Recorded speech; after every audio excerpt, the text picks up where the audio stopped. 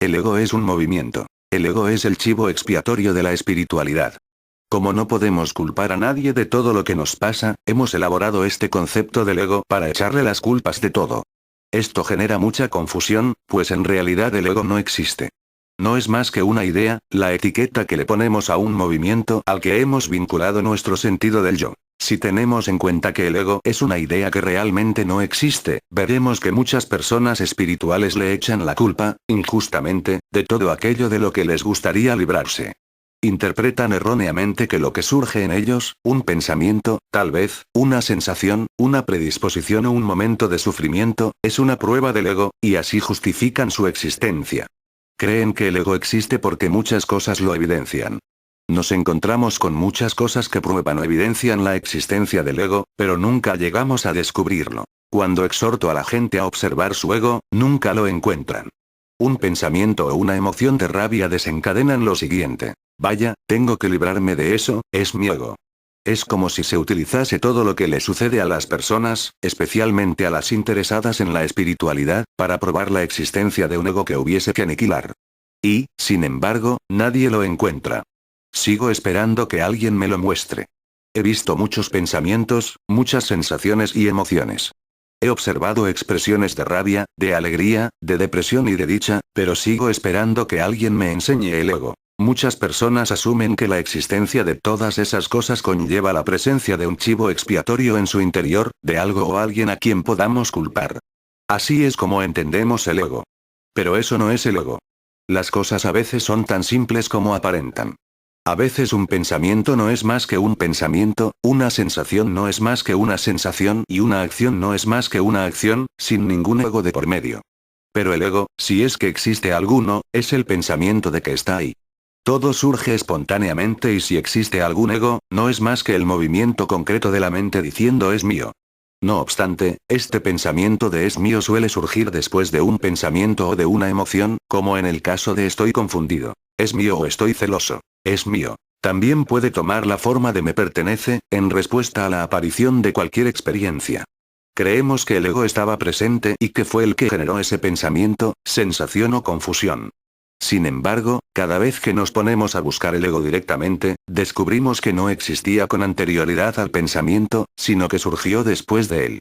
Es la interpretación de un determinado acontecimiento, de un pensamiento o de una emoción.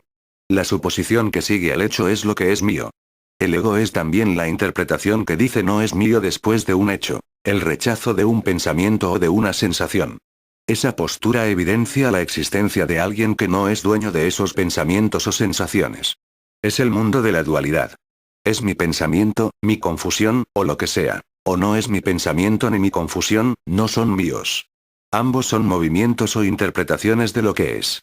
El ego no es más que esta interpretación, este movimiento de la mente y, por eso, nadie lo encuentra. Es como un fantasma. No es más que un movimiento condicionado de la mente. El ego es un movimiento. Es un verbo. No es algo estático. Es el movimiento mental que surge después del hecho. Nosotros también estamos formados por condicionantes. No es el ego. Los condicionantes son condicionantes. No son condicionantes del ego. Son una especie de programas instalados en un ordenador. El hecho de instalar un programa no implica que el ordenador tenga ego. Simplemente recibirá unos condicionantes temporales. Al llegar a la edad adulta, el cuerpo-mente ha sido totalmente condicionado. Ha culpabilizado al ego de esos condicionantes, aunque estos no procedieran de él. El ego es lo que surge después del pensamiento y en pos del condicionante, que es donde se produce la verdadera violencia. Cuando nos damos cuenta de que los condicionantes son una especie de programa proporcionado a través de los códigos genéticos, de la sociedad, de los padres, de los maestros, de los gurús, etc., empezamos a reconocer que los condicionantes no tienen ser alguno. A la mente le asusta esto, pues si los condicionantes no tienen ser, no podemos echarle la culpa a nadie. Autoculparnos o culpar a cualquier otra persona tiene tan poco sentido como echarle la culpa a nuestro ordenador del disco que le hemos metido. Observa el momento presente para ver tus condicionantes y verás que ahí no hay culpa alguna. Los condicionantes forman parte de la existencia.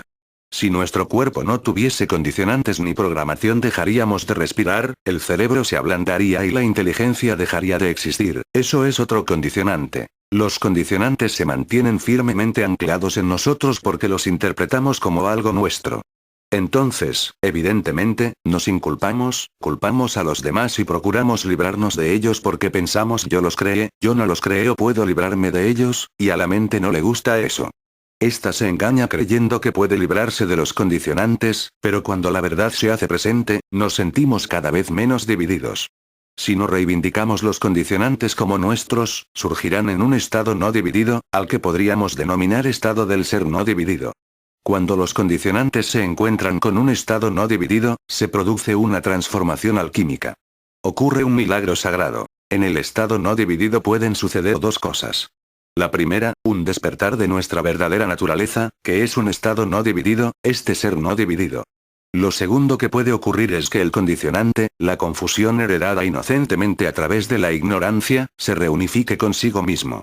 Cuando los condicionantes surgen en una persona cuyo ser no está dividido, por lo que no se apropia de ellos ni los niega, puede ocurrir un proceso alquímico sagrado a través del cual los condicionantes se reunifican solos. Al igual que el barro en el agua, los condicionantes se hunden sin hacer nada. Es una especie de milagro natural.